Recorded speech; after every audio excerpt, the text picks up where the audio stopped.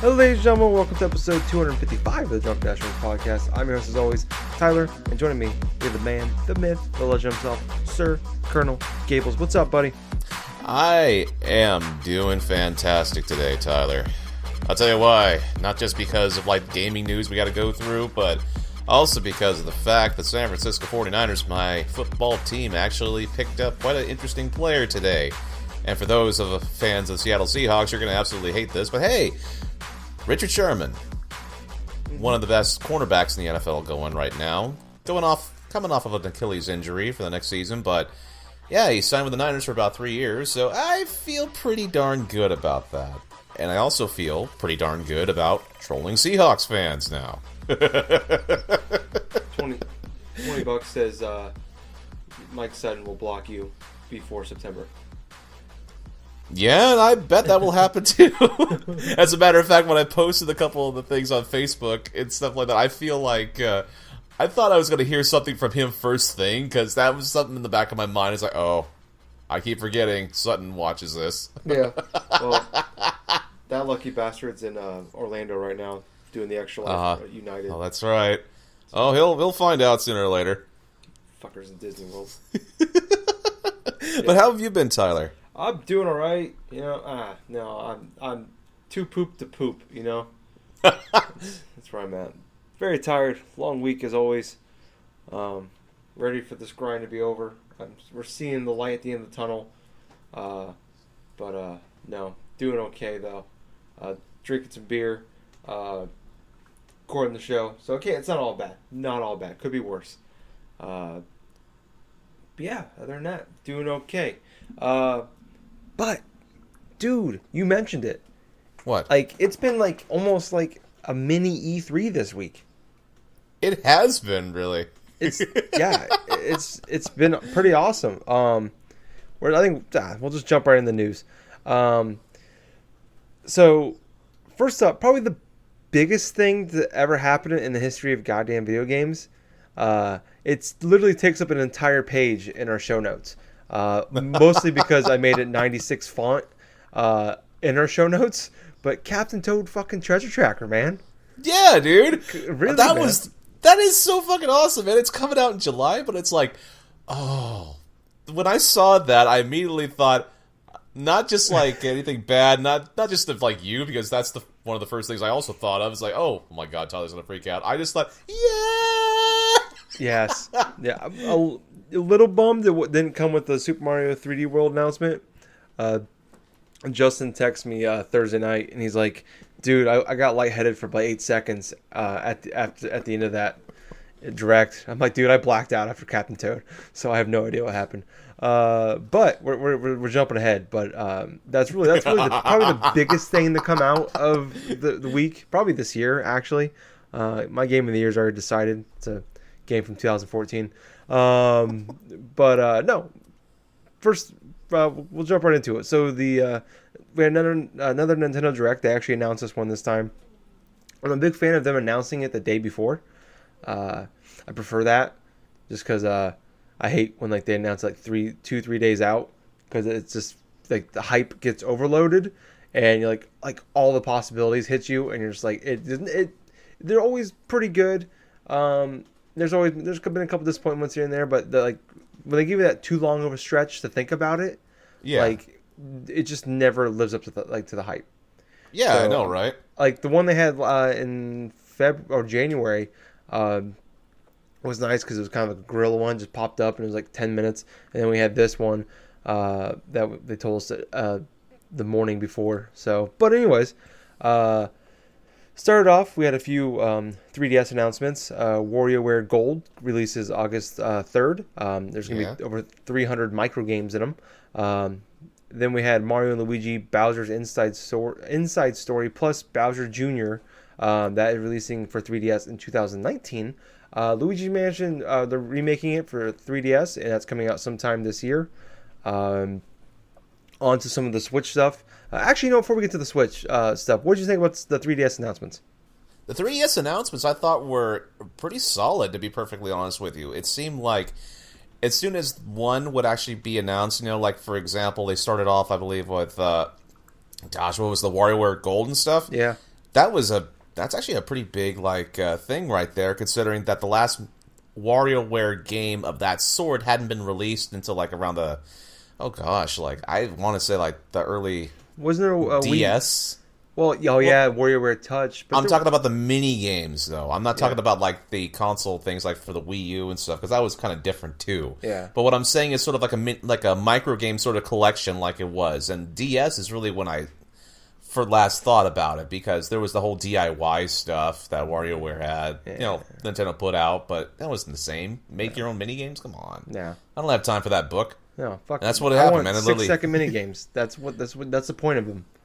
Yeah. Want to play Zabrio, like some already made mini games and stuff. But anyway, I thought the 3DS selections that they had announced was pretty solid. I mean, not just that, but also like with a remake of Luigi's Mansion, which that caught me off guard. Yeah. I mean, God, I thought it was going to be like a Switch port, Yeah. And that's kind of, I mean, that's always been my bummer since really the Switch came out, is like there's been like a handful of cool things that come out for the 3DS since the Switch has been out, but every single one I'm like, man, like it's the same thing, it's the same story every time.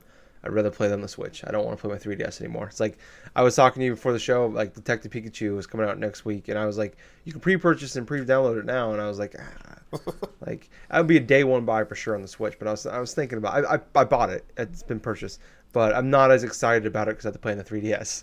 I know, it's such an eerie feeling, because it's like both systems are great though, but it's like I know the 3DS is the larger install base right now than the Switch, but at the same point, it's like Detective Pikachu, I want to play this game, right? It looks like a weird-ass game that I may possibly enjoy, and I love my crime capers, so that's just something that I would personally like to look for, but it's on the 3DS. It's on a now, what is it now, 7-year system? Yeah, so I think a 7-year-old system? Yeah, 2011.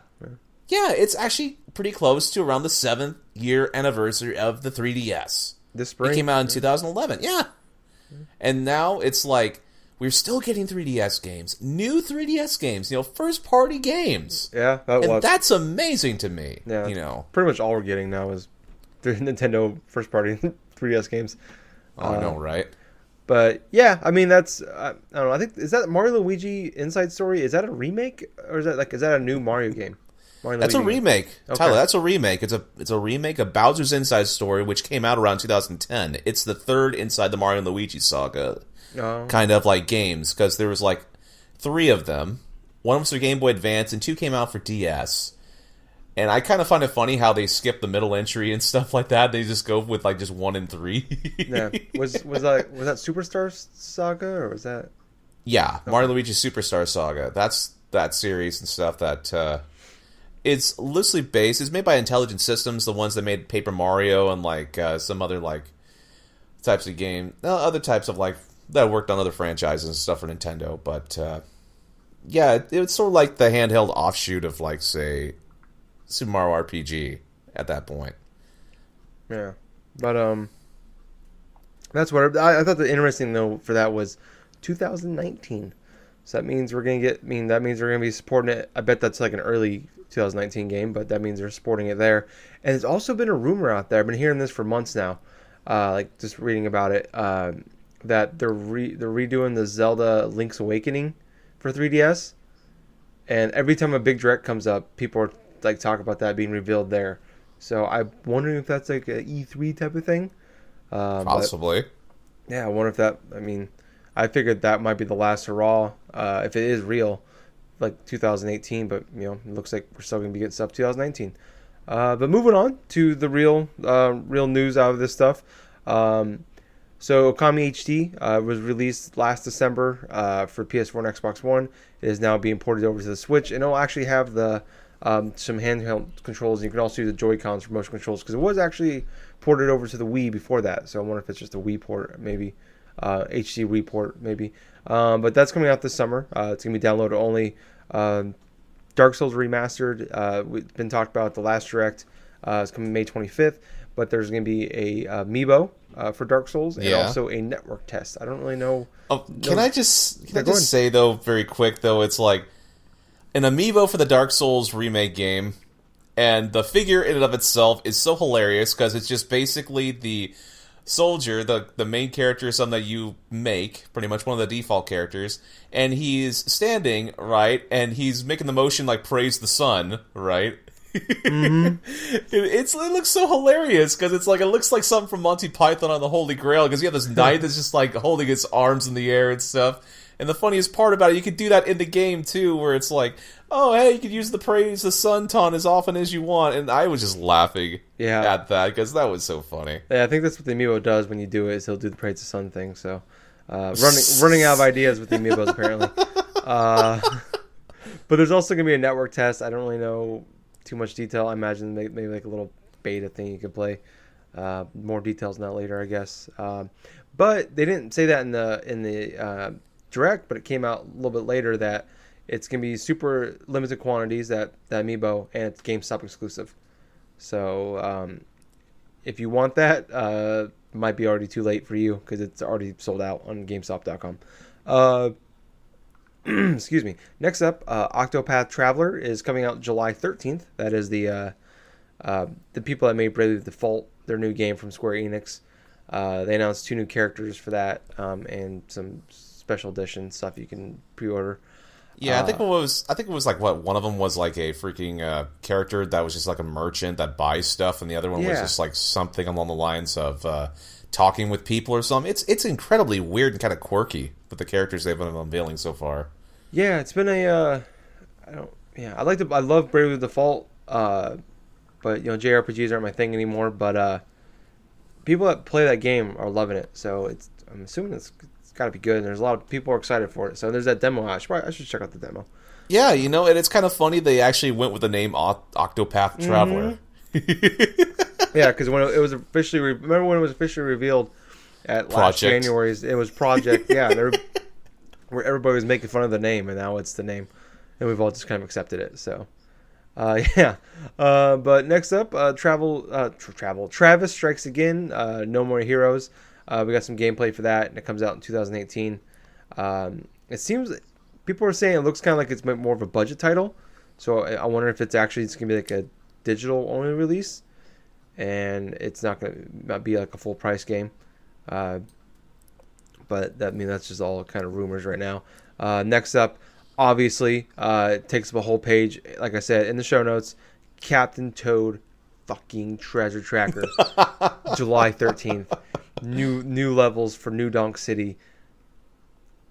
Yes! Oh, I was so happy. So happy. I almost actually cried. It's the year of dreams, man, for me. We're getting Hyrule Warriors and Captain Toad. I've never been so excited for games and they're ports from Wii U games. Fucking 2018 is wild. Next up, Undertale is getting ported to Switch.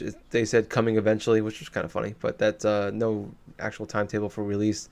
Crash Bandicoot Insane Trilogy coming out July 10th. The 1 year exclusivity is up on July 1st of this year. So it's also coming to Xbox One on that date as well. But yeah, it's also it's coming to that, and I think it's gonna be $40 on both consoles. Next up, Little Nightmares coming out May 18th.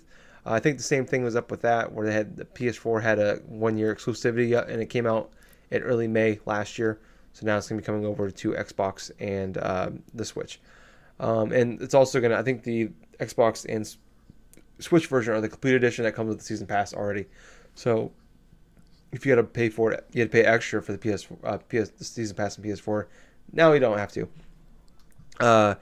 Next up, South Park Fractured But Whole, out April 24th. My favorite part of that whole announcement was the part when the announcer was trying to say "but hole" without actually saying "butthole." That actually was the second favorite part of the direct. Next up, after that, we had Hyrule Warriors get a release date May 18th. Then after that, we had Mario Tennis Aces. They spent probably the most time on this Mario Tennis Aces out June 22nd. So I'm assuming that's the big final push for it, since it's going to come out right before right after E3. But they're showing off a lot of gameplay for it and kind of different strategies you can use. Splatoon update coming in late April. It's Splatoon update 3.0. Adding new maps, weapons, and clothes. Then they also showed off Splatoon 2 Octo expansion. It's a single player DLC. I guess it's like 80 different like mini levels. It's $20 and it's coming this summer. You can buy it now and you get like some like clothes right and gear right away when you buy it. And then finally, they showed off some video, like a little CG video of the Inklings shooting, chasing each other, and then revealed Super Smash Brothers is coming in 2018, and Inklings are going to be playable characters. So Gables, Yes. what did you think of the rest of that with the Switch? You know what? With the rest of the thing, I'll just say this right now. It's like the whole entirety of the Nintendo Direct in and of itself was pretty solid because there was things literally almost for everybody. Yeah. But what I really liked, though, is like I did like the announcement of Captain Toad. That was a given. I do like the fact that we got a lot of release dates that were like that we desperately needed. You know, for things like Hyrule Warriors, for like Dark Souls and stuff. And I gotta admit, man, I was excited though for the announcement of Undertale. Yeah. But I really like the fact that we're getting more third-party games in terms of like. Released relatively soon with South Park, The Fractured But Whole and stuff, and then Hole. Butthole. Thank you. It's a Nintendo game. We can't have a game called with Butthole in the title. But also what I do like though is like it was the whole expansion video thing for Splatoon 2, you know. That actually got me close to yesterday wanting to buy Splatoon 2. But then it's right, you didn't buy the game. But I kind of had the feeling that it's probably going to be re-released or something, like with all the expansion stuff in it. And that's kind of what deterred me from buying that instead of buying something else. But I thought that was pretty good too. It was kind of a weird, quirky video, but at the same time, it's like it definitely looked interesting. You get to play from the perspective of an Octoling and then just do this and do that and stuff. But I'll tell you one thing though. The confirmation of motherfucking Smash. Yeah. At the end, you know, the whole Inklings battling and stuff. You think it's part of Splatoon. All of a sudden, you see the look in one of those Inkling girls' eyes, and you see the Smash logo, and it's like, oh fuck yes. But yeah, I thought the later half of that direct that was pretty solid. But what did you think, Tyler? I'm pretty much in agreement with you though. I mean, I thought the things they showed with 3DS, like I said, I enjoyed that. Dark Souls, I don't really care about. Okami, I actually own on PS4. I pre-ordered like months ago and downloaded it. I just still haven't even played it yet. Octopath Traveler, I already said, not really my thing anymore. But you know, I'm happy that they're getting some strong support from the third party. I'm actually the Travis Strikes Again, depending on like price point, that I'm actually kind of intrigued by that game. That is a game I kind of want to see more of. If that comes out like $30 downloadable, I'll probably pick it up day one.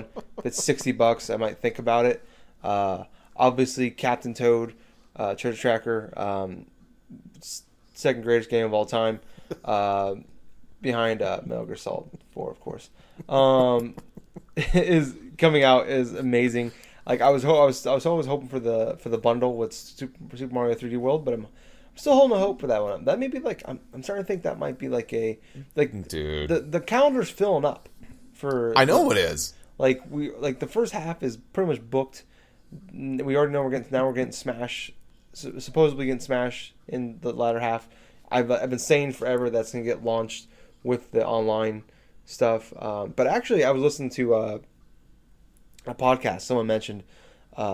Would it be a good idea to release that day and date with the Nintendo Online services? Because you know there's probably going to be problems. So I'm like, that's not a bad idea. Like, yeah, you'll get a lot of buy-in right away, but there's probably going to be problems. So people are going to want to buy Smash, get it day one, buy the online services, and then it's broken or it's down or there's all kinds of issues. Maybe release it a couple weeks later or a month later to work out the kinks and everything, which wasn't a bad idea. I never thought of that before, but I still think that's going to be coming out in September with that. But Little Nightmares, it was a pretty cool game. I talked about it last year. I talked about actually, I think last week or a couple weeks ago. I it's a cool one of those little games if you like those kind of 2D or 3D ish side scrollers. South Park Fracture But Whole. It's cool to see. We're still getting some good support, even though they are ports from games that have been out on other consoles previously. Yeah. So, but it's cool is that we're getting at. That's only if they keep selling well, which it sounds like they are.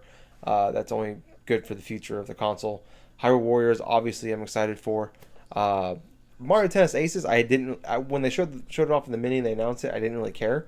But watching that, like, I'm actually like, I think they just sold me on that game. Especially when they announced the online multiplayer, because that was my biggest issue, and I think I mentioned it when they had the mini direct about it. Was this needs to have like online multiplayer, and I felt I was really concerned that they weren't going to have it. So I'm happy they have it. There's going to be tournament mode, which sounds awesome. Yeah. I don't know how big those tournaments can get, but that sounds like could be a lot of fun. Splatoon, I talked about a lot last year. I just couldn't get back into Splatoon. I played too much of it on the Wii or the Wii U. Yeah, probably. Yeah. So like, I still own the game, but this is something I wanted with the last Splatoon game. Like, I would have loved an expansion, but I'm happy we're getting it now, and that game's selling super well. I think it's actually one of the highest selling games in Japan. So. Dude, for the I'm Switch. not surprised. Yeah. That is one of the more popular games that Nintendo has released in the past couple of years. It's like, I'm so impressed how Splatoon is actually doing, like how well that new franchise has done. Yeah. And with the second game and stuff, it's like, I'm glad that the expansion stuff's coming out. But the question remains is like, I gotta wait, man. It's like, there's so much stuff now that's like coming out for the Switch. It's like it's crazy. But there's one thing that I think we forgot really to mention or talk about though, and that's the whole inclusion of the Crash trilogy that is coming to Switch. I mean, that one kind of dropped out of left field because up until then it was just a PS4 sort of exclusive, well, timed exclusive, I should say. Yeah. But just getting confirmation of that coming out in the summer, that's just really cool. These former PlayStation games are on the Nintendo Switch. Yeah, remember when the commercials back in the day when Crash, like the guy in the Crash mascot outfit went to Nintendo? It was like making fun of Nintendo. Like, and now it's a Nintendo. It's gonna be on Nintendo. It's like, what was it? Was it PlayStation had that? We will do what Nintendo don't. Or was that was Sega did. That was Sega there, Tyler. I mean, Genesis does what Nintendo don't. That's those what famous commercials where you had like. The Sega commercials, like, would say, like, well, what was it? Like, Tommy Lasorda baseball and Joe Montana, like, football and all that other stuff. That's right. But, and I mean, 5 years later, that shit was on Nintendo consoles. So, and now we have Crash Bandicoot, who was the mascot back in the 90s for PlayStation. Now it's coming to Nintendo 20 years later. So, it's just kind of funny how everything kind of turns out for that. But I'm not too surprised about that being on the Switch. That's been a rumor for the last few months now, because they kind of came out that there was that 1 year exclusivity for PlayStation. But I mean, it's crazy to see that, something you never thought you would see was Crash on Nintendo, even though Activision owns them. But I mean, like, the big thing coming out of this was Super Smash Brothers, man. Like, yeah, I know, right? And is this a new one? Is this 4.5? Is it like a deluxe? I know, right? They added, like, is it a Wii U deluxe one where they added, like, because the people were freaking out because the silhouette of Link is the Breath of the Wild. Well, yeah, and that suggests that possibly there's more edits or probably more to it than just like a standard redesign of, like, say, or a port. People were thinking that maybe it perhaps is probably like maybe a half step from the Smash Brothers on Wii U and 3DS and stuff like that, but with Sakurai and stuff aiming towards this year, we got to realize how many years have passed since the release of Super Smash Bros. For the Wii U, between 4 years. It's been like 4 years, right? Yeah. And the last one we got previous to that was all the way back around 2008, I want to say. Yeah. Well, and they've been doing updates, and they were adding characters to this one, I think, all the way into 2016 for this Wii U one. So, I mean, obviously that wasn't probably a full team, but I think this is, if it's a new one, it's gonna be more like Splatoon, what Splatoon 2 was, where it's more like it's not a full sequel. I mean, there's some new stuff, there's some new maps, but you're gonna see a lot of old stuff in it, and it's gonna be. I think it's gonna be more like a Mario Kart 8 Deluxe kind of thing, where you're gonna see some like it's gonna be updated, but it's not gonna be. It's gonna be like a Madden kind of thing, where it's like we're gonna charge you $60 for this, but it's kind of it's the same. A lot of it's gonna be the same, which I'm not knocking it for at all. I thought the Wii U Smash Bros. Wii U was fantastic. All Smash Bros. Games are fantastic. So if this comes out and it's just like, hey, here's some new maps. Here's a New Donk City map. Here's just make all Captain Toad maps, and I'll be fine with that. Here's some new characters because I'm wondering if they're probably bringing back the Ice Climbers. I bet for this. They might take some characters out like Cloud and Bayonetta. I wonder. And Ryu from Street Fighter. But I mean, if this, I really don't think it will matter if it's. I think they'll kind of sell it like it's a new Smash Brothers, but I really don't feel. I feel like this. I think they're going to sell it like that. If I was putting money down, had a bet on if is this a deluxe version or is this a new one.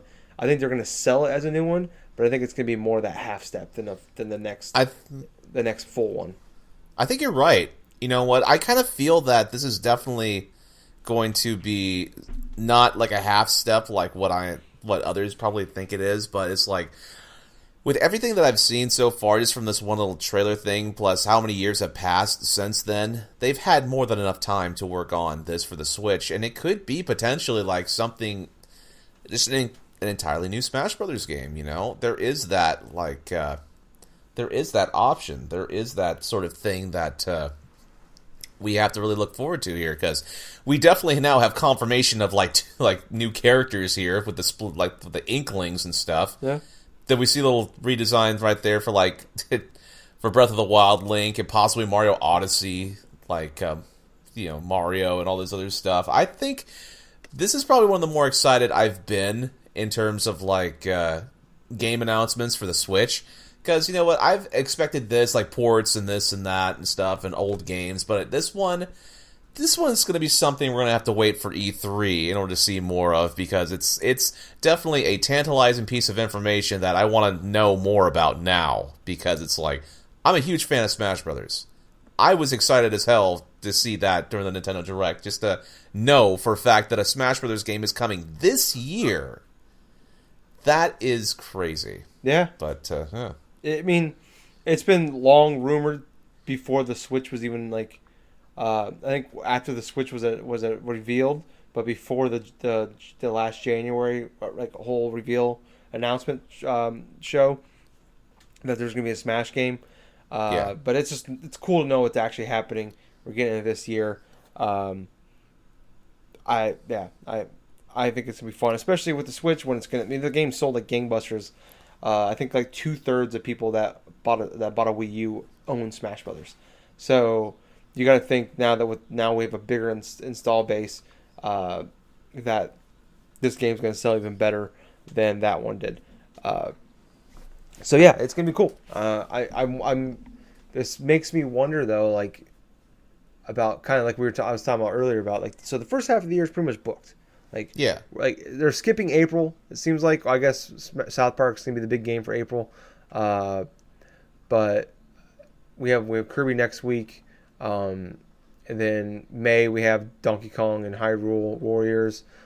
June we have Mario Tennis. I'm assuming Splatoon's gonna be a July thing because that's when it came out. Splatoon 2 came out last July, so makes sense to do that there.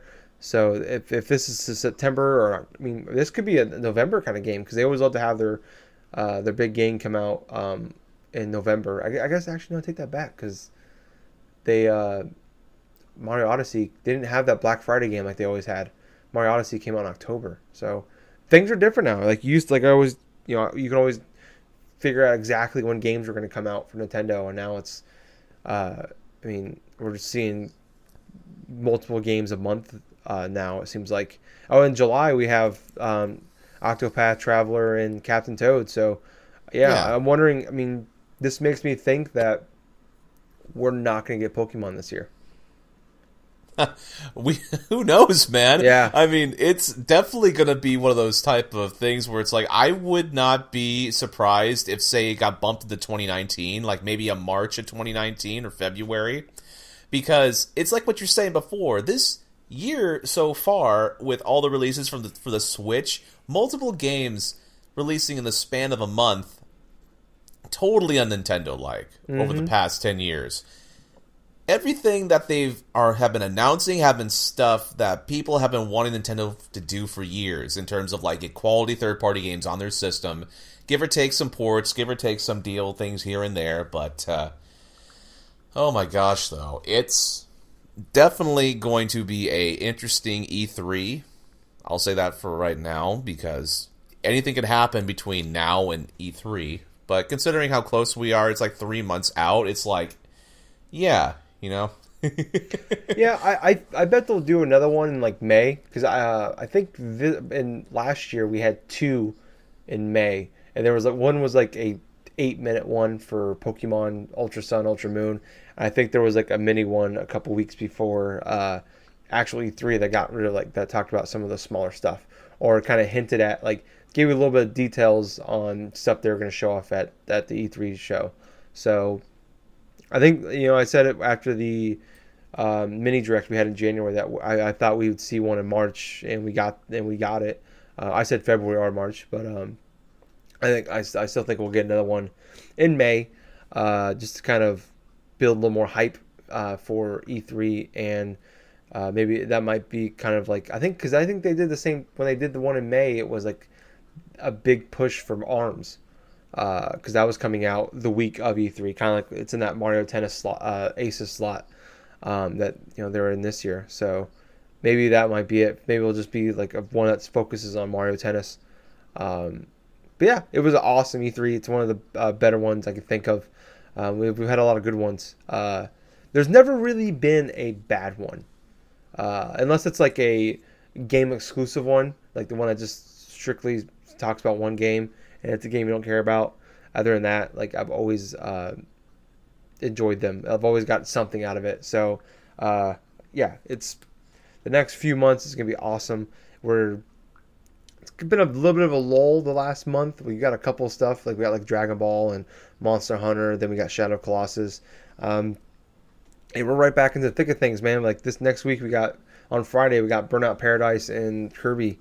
Oh my god, yes. I can't wait for Kirby, though. I mean, yeah. I'm excited to actually play it. I got the demo. I still got to play it. I meant to play that. I was actually going to plan on playing it before we recorded tonight, and I forgot about it.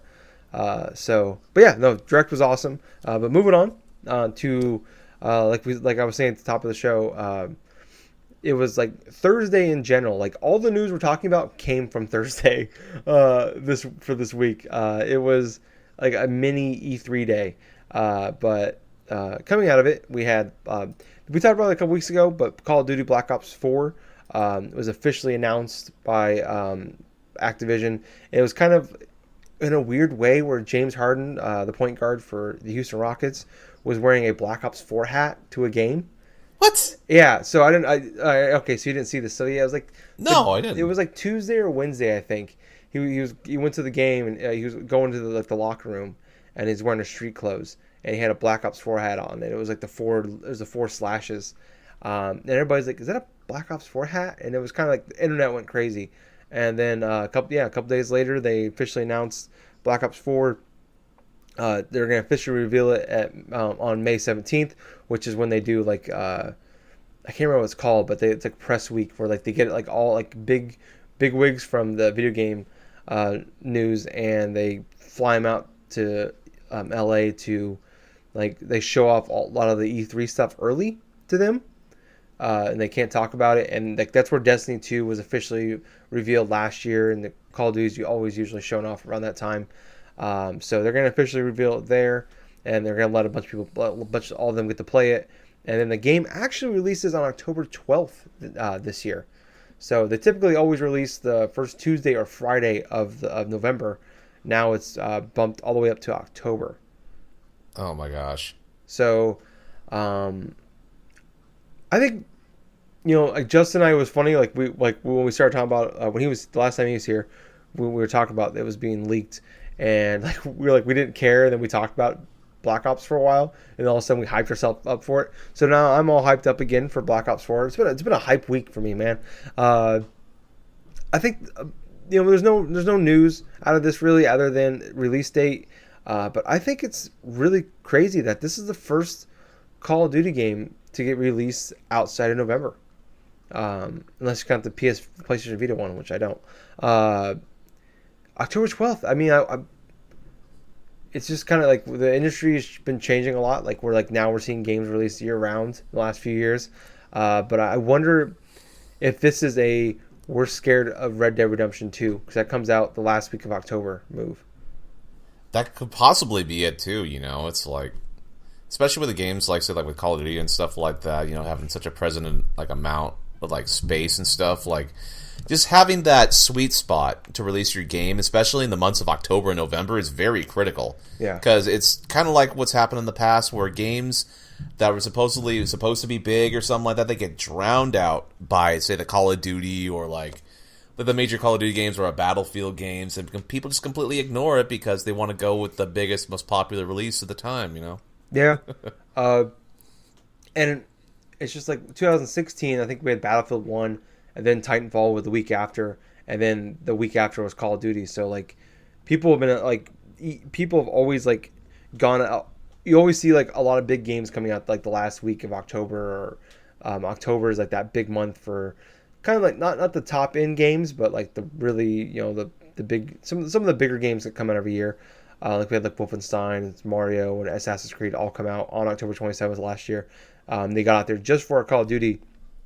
Whereas like Call of Duty was always the game that like set the market for like the holiday season, and now it's just like it's just kind of funny to see like now, and this might not be nothing, but looking at it from possibly the fact that they're moving away from it is now like because Call of Duty it still sells super well. Like I think World War II was the highest selling game of last year. It was one of the highest selling games for Call of Duty in a long time now, but it's funny to see them moving out of the way for somebody else. Like, and especially with the new Battlefield 5 coming out this year, and then Red Dead Redemption 2 coming out this year. Obviously, GTA 5 now the highest selling game of all time. It's just, I don't know, it's just kind of crazy to me. Something I never see didn't think I'd see now would be them moving out of the way. So I wonder, I kind of feel like this is almost like a reset of the market in a way this year, and I'm kind of curious to see what happens in the future for maybe like this might be a new thing for Call of Duty. It's no longer a November game, it's an October game. But moving on to a couple, another game was actually announced. The Division 2 was actually leaked, and then a couple hours later, Ubisoft officially announced it with no other news other than more details at E3. I don't remember Gables. Oh, Gables, yeah. We played the beta. I forgot about that. I just now remembered. That's right. You, me, and Jake played that. And I remember beta for Black Ops 3, I think it was. No, for Division 2. Oh, the Division. Yeah, Division the original 2. Division. Yeah. Actually, we played the beta for that. Yeah, I forgot all about that. Yeah, that was, remember, it's so stupid. I remember for the first 2 years we did the show, that was my E3 game of the show. And I didn't like it after all that time. I've had a bad stretch, man. I'm thinking about it now. I think every year my game of the show outside of Metal Gear Solid 5, I've been disappointed in. So yeah, I can almost guarantee you Division 2 will not be my game of the show for this E3. But it sounded like listening to people talking. Like I have a lot of friends that they play a lot of like these kind. They're into like Destiny and Division and Call of Duty, Halo, and I'll talk to them because it's kind of interesting to see their point of view for like those kind of games. And like they didn't like it at the beginning, and over like the course of the couple of years since it's been out, like it's gotten way better. So it sounds like it's going to be like in that the Destiny kind of way. We're like, all right, well, we worked out the kinks of it, so now we're gonna fix. Like we have it figured out. And Ubisoft has been fantastic at supporting their games. Just look at Rainbow Six Siege, Division 2. They were doing big updates for just a few months ago. game that came out in 2016. So yeah, I think I'm curious to see what to do. I'm not going to be a game I'm going to play probably, but I'm curious to see potentially what they do with that game. But moving on to our last actual news topic, Days Gone, a game that I think pretty much everybody forgot existed. Didn't even know this, but apparently it was supposed to come out in 2018. Has officially been delayed to 2019. Oh wow. Yeah. Does anybody actually care about Days Gone? At this point in time and stuff, I have hardly heard anything else about it besides like maybe watching a couple things from Jim Sterling, but other than that, no. I forgot the game was even coming out. Yeah, I forgot. Yeah, I think it's so people don't know, it's the motorcycle zombie game being made by PlayStation, or I think something Bend, South Bend, I think is the name of the company that's doing Sony it. Bend? Sony, yeah, Sony Bend. I think you're right. But like from the get go, like they showed us off I think 2 E3s ago, and then they showed it off last E3, and it's like the more they show of it, the less interested I am in this game. So the fact that it's getting delayed 2019 only bums me out for one reason and one reason only. That probably means Last of Us 2 is coming out in 2020. Because I can't see them releasing. It's crazy enough to think that one company is making, or not one. Well, PlayStation is publishing two of the same types of games, two zombie games. But I can't see them releasing two zombie games in the same year. Yeah, so, I know what you mean, right? Yeah. So, I don't know. That game looks like it's... I think it'll be an okay game. I don't think it's going to be... I'm not interested in that game at all. Yeah. The zombie fad feels like it was dead like 8 years ago. Yep. And we're just kind of keep going. Like, we're getting State of Decay 2 in like May now. And now we're getting this. And Dead Rising's still a thing for some reason.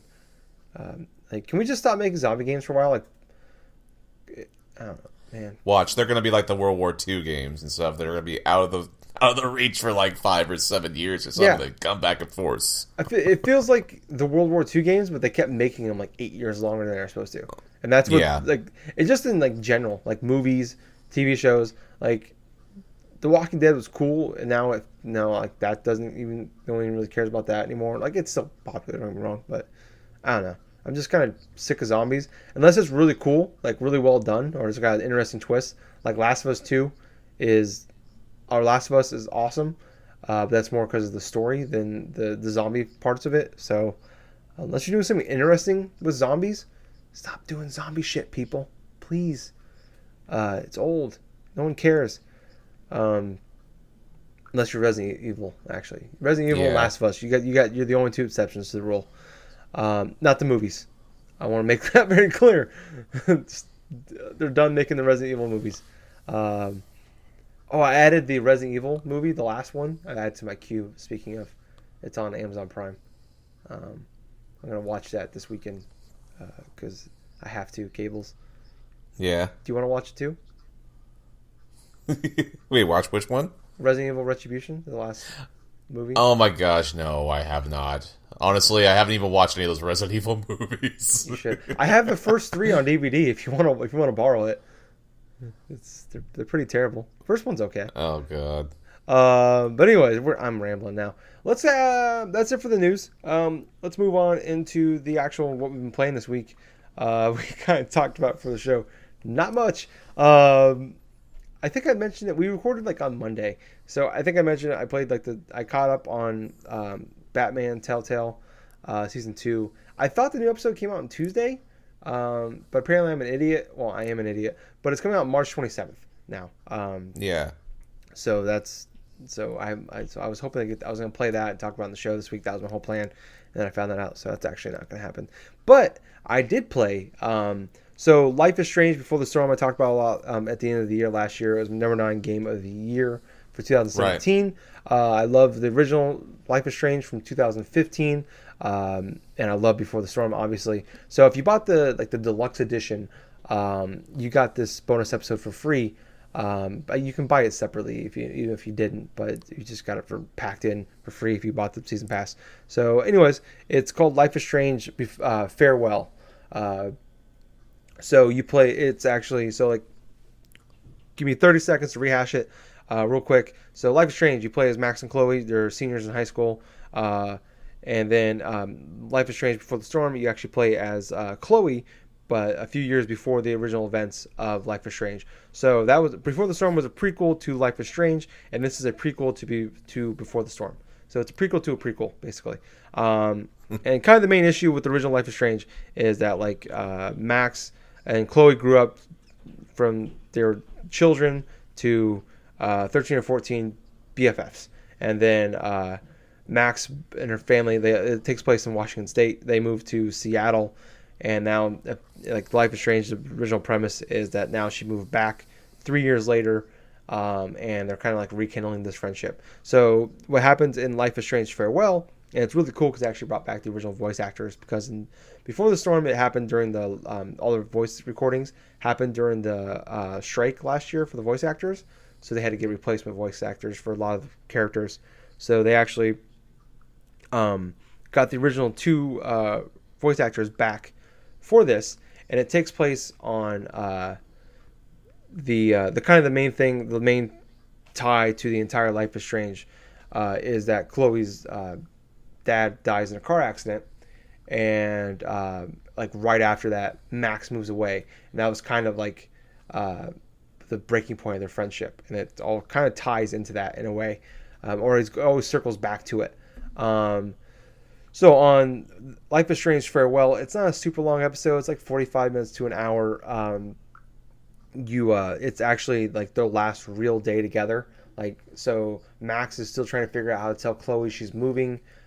She's actually moving in 3 days, and it's also the day that her dad, Chloe's dad, dies. So it kind of so it's cool as a fan of Life is Strange to kind of see like.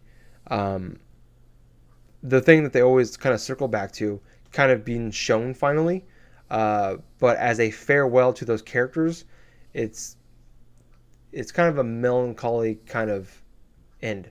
Like I don't know if I dislike it because it's like the last of it. Like this is the last time I'm going to see these characters, and that's kind of depressing in a lot of ways. Or if it just wasn't the greatest episode ever. Like it's kind of what happens in it is like they're 13, Max and Chloe are, and it's like they're having this great day together. So Max is trying to figure out like, do I tell Chloe now, or do we just keep having this great day together?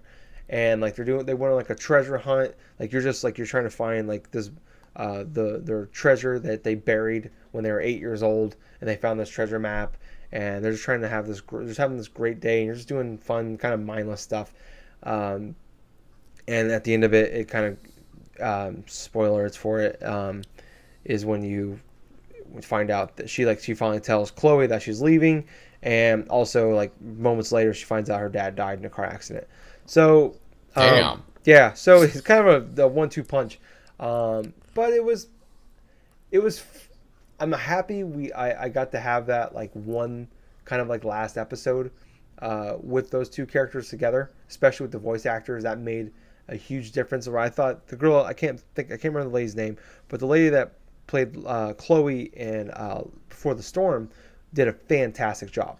Don't want to knock that at all, but it's just kind of great having this being it for this whole. This is it, the final chapter on everything for these characters. There's going to be Life is Strange 2, but it's going to be all different characters, different world. Kind of being the last chapter for all these characters and everything. It was great to have that. Like it felt whole again. So I don't know. I think this is kind of me nerding out in a way for this. I don't feel like a lot of people are probably gonna, unless you played Life is Strange and you're a big Life is Strange nerd like me. I don't think you're gonna.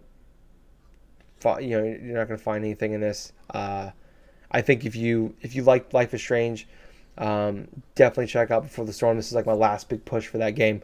But Life is Strange first episode is free. I've said it like a million times. just download it, play it. It's really good. Yeah, if you played that and you liked Before the Storm, or if you haven't played Before the Storm yet, definitely picked it up because I think it's better than the original Life is Strange. But then also check out this episode because it's a great, it's a really good way, really good send off to, I think, a really underrated and fantastic series and some of the greatest ensemble of characters in a game of this generation to me. So Wow. yeah, so fantastic. Sad that it's gone, but it's the end. I'm happy we had this episode. But what about you, Oh Gables? yeah. Oh yeah, man. Well, let's see. As far as gaming goes, it's been sort of like a similar thing from last week, where I've actually been focusing more on like watching things. As weird as it sounds, because of like the whole things of like, I've just kind of been sort of taking a break from like the heavy gaming stuff, and over the past couple weeks, I've just been like catching up on Dragon Ball Super. Because hey, I'm a big fan of Dragon Ball, the series in general. I know you're not, Tyler, but it's like. It's something I Dragon grew Ball up just... Fighters is good. Yeah, Dragon Ball Fighters is fucking excellent, dude. I mean, hell, man. Even though Game of the Year. it's like, even though if I get destroyed online or something like that, I still have a fucking good time. It's still a fucking good game. So fast. But now after like recently just going through try to play a little bit of online stuff, I kind of feel like I'm at the point where it's like, you know what? I'm good. I think it's time to take it out. It's time to put it on the shelf. Somebody wants to play with me or something with it. That's fine. But I'll play with you. I know you will. I know you will, sooner or later. But when it comes to the actual game stuff I've played, I have been trying out a little hodgepodge of stuff on the Switch. I am still playing Doom. And the thing about Doom is, it's fucking Doom, it's incredible. It's nice. It's fun. It's like, I actually had a moment yesterday. I brought my Switch to work. I was on lunch break, and I had one of my coworkers, one of my friends, was sitting next to me or something like that. I was just watching because he was kind of interested in seeing how Doom performed, like, on handheld, So I popped out my Switch, I set on the table and stuff, did the tabletop mode, I took out the Joy-Cons and stuff like that, and then I just went forth and started playing bits and pieces of it. And he was just watching it and stuff like that. He just noticed, because he owns it on PC, and the first things that he said was like, wow, this looks incredibly smooth, because of like how the transitioning and all the how the fast movements and stuff. I mean, he was expecting like maybe like slow down, maybe some things hitches, this and that and stuff, but I gotta say, man, it's like when you see Doom in motion, like on the Switch, when you have it docked or you're playing it like a handheld wise, like you could hardly tell a difference between how fluid it is, say, like while you're playing on the handheld or on a console. Visual fidelity stuff barring, but I gotta admit though, I'm still progressing a little bit through the things. I am right at the port where I'm at the mission right before going into hell. So I'm just like at the point where I'm about to face Olivia Pierce and stuff. And so I gotta admit, it has been an absolute blast playing Doom. I mean, I have not played it since I beat it on the PS4, but I love playing the runes. I love to go through and get the collectibles. It's still a fantastic game, regardless of like what difficulty you set it on. But yeah, other things that I've done, Switch-related stuff, I've tried playing a little bit more of that Voez game. I just like casually play it now. It's nothing like too in-depth. Let's see, I love to go through... I haven't really played anything like Bayonetta or something, but I did pick up a Switch game. It's Disgaea 5 Complete, which is a strategy RPG from NIS America, which they are responsible for bringing out these niche sort of like anime or like Japanese RPG sort of games stateside, and they're pretty renowned now. But they've been around in the gaming industry for quite a bit now, even like porting games that were like from the porting over games from like Japan over to here in the US and stuff around the PS2 era and stuff. But the fun fact is, I have not played through a Disgaea game since Disgaea on the DS, which that was like around 2008 or 2009. So I've tried multiple times playing other Disgaea games, never really got into it, so I am trying this one on Switch, because I am desperately looking for like a slower game to play, considering how many fast games I've been playing, like fighting games, first-person shooters, and I just need like a mellow-out game. you know?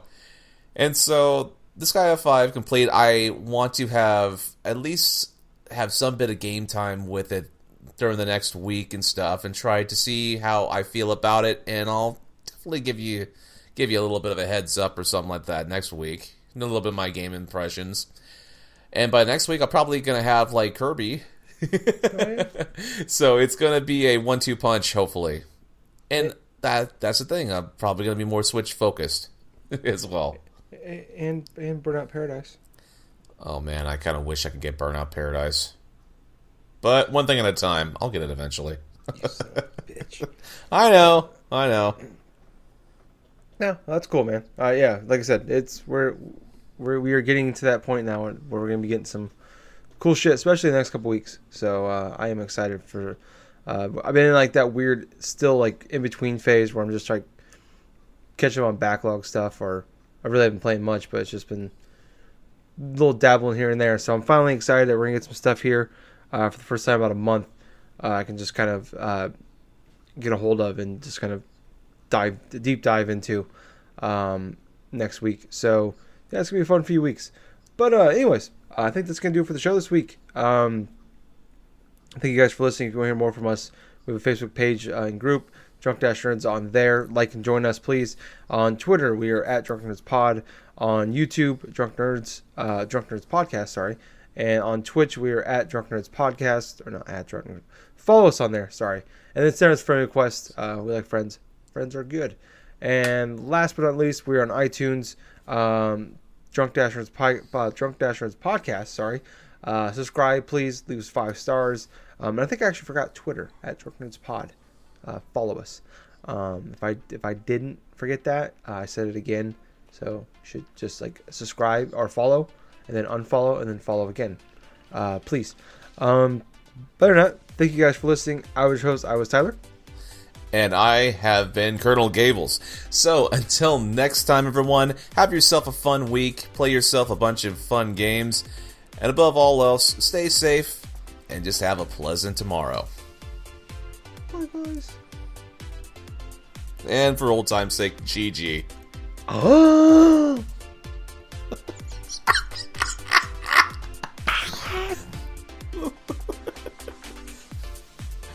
Man, see ya.